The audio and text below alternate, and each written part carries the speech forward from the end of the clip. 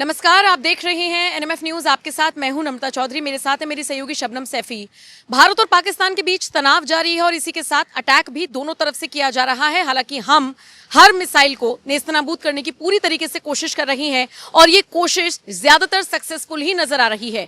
इसके उलट पाकिस्तान में जो भी टारगेट सेट किया जा रहा है भारतीय सेना की तरफ से, वो टारगेट पर जाकर ही लग रहा है। बस ये डिफरेंस है भारत और पाकिस्तान में। लेकिन बावजूद इसके पाकिस्तान अपनी गैर जिम्मेदाराना हरकतों से बाज नहीं आ रहा है। इसके अलावा झूठा प्रोपेगेंडा फैलाने से बाज नहीं आ रहा है। और इसी कड़ी में आपको ये भी बताते चले कि भारत की तरफ से जो मिसाइलें दागी जा रही हैं उनमें एयरबेस को टारगेट किया गया है। यानी कि पाकिस्तान के जो रावलपिंडी समझ लीजिए, लाहौर समझ लीजिए, यहां पर जो सैन्य ठिकाने थे उनको भी निशाने पर लिया गया है। और हाल ही में अभी आपने सुना होगा, प्रेस कॉन्फ्रेंस हुई मिनिस्ट्री ऑफ एक्सटर्नल अफेयर्स की, वहां से भी ये जानकारी दी गई है।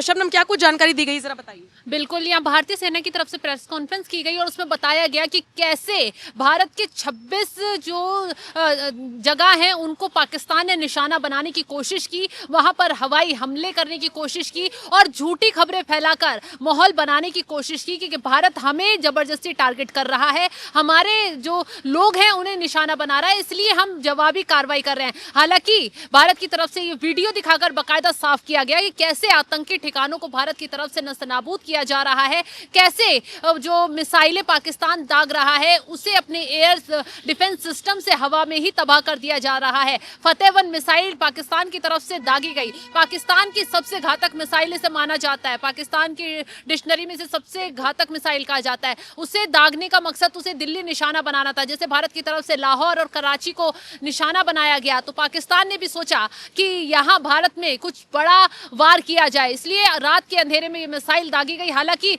एयर डिफेंस सिस्टम ने इसे हवा में ही सिरसा में मार गिराया, ध्वस्त कर दिया। ये पूरी जानकारी सेना की तरफ से दी गई है। और इसके साथ ही साथ पाकिस्तान के कुछ जो एयरबेस हैं, 4 बड़े एयरबेस हैं, उनको भी हमला कर नस्त नाबूद कर दिया गया है। ये बड़ी खबर भारतीय सेना की तरफ से दी गई और इसमें ये बताया गया कि कैसे यहाँ पर आतंकी ठिकानों को रात 9 बजे में जम्मू कश्मीर में बीएसएफ चौकियों पर बिना उकसावे के गोलीबारी की गई थी, तो लूनी आतंकवादी ठिकाने को नष्ट कर दिया गया भारत की तरफ से। ये बताया गया बीएसएफ ने गोलीबारी का मुंह तोड़ जवाब दिया है। तो जो भी पाकिस्तान हरकत कर रहा है हम सिर्फ उसका जवाब दे रहे हैं, ना कि हम अपनी तरफ से कोई उकसावे वाली कार्रवाई कर रहे हैं और ना ही हम अपनी तरफ से कोई बेमतलब मिसाइल दाग रहे हैं। जो पाकिस्तान वहां से हरकत कर रहा है, इधर से उसका मुंह तोड़ जवाब दिया जा रहा है। बिल्कुल, और मेरे साथ मेरे वरिष्ठ सहयोगी पंकज प्रसून भी जुड़े हुए। पंकज जी, और विस्तार से बताइए क्या जानकारी। जो सबसे बड़ी जानकारी है जो कि कर्नल सोफिया कुरैशी ने दी है वो ये कि पाकिस्तान सिविल एविएशन जो रूट है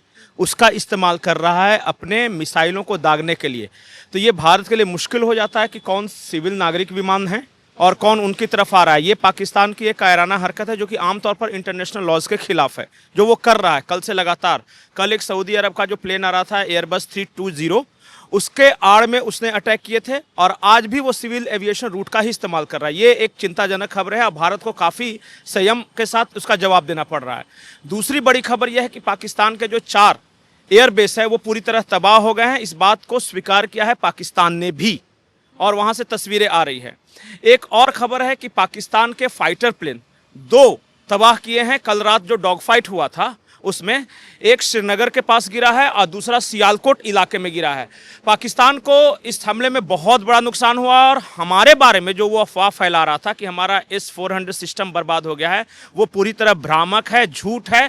हमारा कोई नुकसान नहीं हुआ है। उसने जो भी हमले किए हमने हवा में ही इंटरसेप्ट कर उन्हें मार गिराए हैं। अब तक पाकिस्तान को भारत को नुकसान पहुंचाने की कोई भी कोशिश कामयाब नहीं हुई, सिवाय कुछ सिविलियंस एरियाज ऐसे हैं जैसे कि उसने अस्पताल को निशाना बनाया या उसने स्कूल को निशाना बनाया, वहां पे जरूर पाकिस्तानी मिसाइलें गिरी है, नागरिक हताहत हुए हैं। लेकिन एक अधिकारी के भी जी वो एडिशनल डीएम थे और थापा साहब, उनका निधन हो गया, वो शहीद हो गए हैं। लेकिन पाकिस्तान को भारी नुकसान हुआ है। पाकिस्तान का एक मेजर रैंक का अधिकारी जो अक्सर उनका जो ईस्टर्न कमांड एरिया है वहाँ से प्रेस कॉन्फ्रेंस किया करता था, नियाज खान नाम था उसका, वो मारा गया है। और वो अपने कितने लोग मारे गए इस बारे में हालांकि अभी तक कोई आधिकारिक पुष्टि नहीं हुई है, लेकिन इतना तय है कि जो भी नुकसान हुआ है पाकिस्तान को हुआ है और भारत के सभी ठिकाने सुरक्षित हैं। जो चिंता जी यहाँ पर फतेह-1 मिसाइल का जिक्र किया गया कि पाकिस्तान ने उसे दिल्ली को निशाना बनाने के लिए दागा, हालांकि वो सिरसा में डिस्ट्रॉय कर दी गई, वहां ध्वस्त कर दी गई। तो ये पाकिस्तान के लिए कितना बड़ा जख्म है, क्योंकि चाइना की मदद से ये मिसाइल जो है बनाई गई थी और जो बड़े सिस्टम में माना जाता है इस मिसाइल को, अब धीरे धीरे कर उसके सारे जितने भी हथियार हैं वो खत्म होते जा रहे हैं। तो अब एयरबेस में भी बताया जा रहा है ब्लास्ट से बहुत बड़े गड्ढे हो गए हैं, और ये वो एयरबेस थे जो पाकिस्तान की रीढ़ की हड्डी थे। देखिए, फतह के बारे में इतना ही कहूँगा कि जब फतह पाकिस्तान ने हासिल किया था तो उनके आर्मी चीफ ने कहा था कि ये पाकिस्तानी झूमर है, मतलब उनका सबसे प्राइज पोसेशन ये था। जब फतह-1 और फतह-2 दोनों को उन्होंने ट्राई कर लिया और दोनों अगर हवा में मार गिराए गए तो ये उनके लिए झटका है। एक और बड़ी खबर यह है कि पाकिस्तान ने जो वहाँ न्यूक्लियर वारहेड्स है उसको एक्टिव करने के लिए कमांड ग्रुप की बैठक होती है। शहबाज शरीफ ने वो बैठक आज बुलाई है, इमरजेंसी बैठक। तो पाकिस्तान दुनिया को ये बताना चाहता है कि अब हम न्यूक्लियर अटैक भी कर सकते हैं। वो दरअसल दुनिया को डरा रहा है, वो करेंगे नहीं।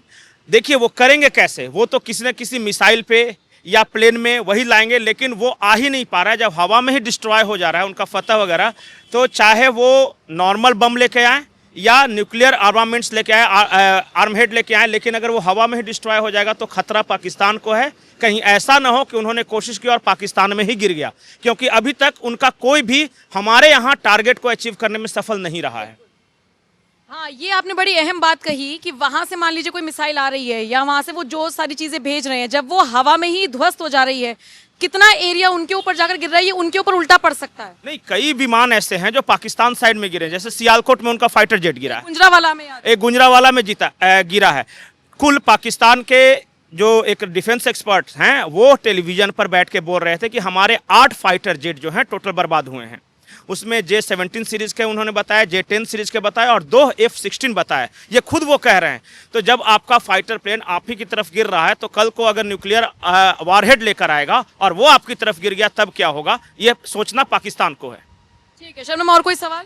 बिल्कुल पंकज जी, एक सवाल ये था कि पाकिस्तान से तमाम तस्वीरें वायरल हो रही हैं और वहाँ की संसद से भी कुछ मुद्दे उठ रहे हैं जहाँ सीधा सीधा शहबाज शरीफ को गीदड़ बता दिया जा रहा है, उनके नेता ही, और मोदी का भौकाल वहाँ साफ देखने के लिए मिल रहा है। तो कहीं ना कहीं पाकिस्तान को ये समझ में आ गया है, वहाँ के नेताओं को, मंत्रियों को, कि भारत का मुकाबला करना बिल्कुल मुश्किल है। बावजूद उसके भी गीदड़ भभकी पाकिस्तान लगातार दे रहा है। वो 2 आदमी निशाने पर हैं, एक असीम मुनीर और दूसरा शहबाज शरीफ तो प्यादा है, उसके कोई औकात नहीं है। असीम मुनीर वही जो शख्स है वही पूरे पाकिस्तान को चला रहा है। और जो फर्क देखिए दोनों देश में, भारत यूनाइट है, एक स्वर में बात कर रहा है, पाकिस्तान डिवाइडेड है।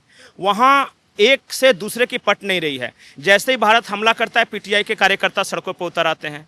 असीम मुनीर के खिलाफ सेना में साजिशें शुरू हो जाती है। कभी खबर आती है कि भाग गया, कभी खबर आती है बंकर में छिप गया, कभी खबर आती है कि उसके प्रधानमंत्री अस्पताल में भर्ती हो गए। तो ये वहाँ पैनिक सिचुएशन जो है उसको बयां करता है। पैनिक कितना है वहाँ पे, इस बात से अंदाजा लगाया जा सकता है कि कल देर रात 2 बार उन्होंने प्रेस कॉन्फ्रेंस की, एक 3 बजे और एक 5 बजे।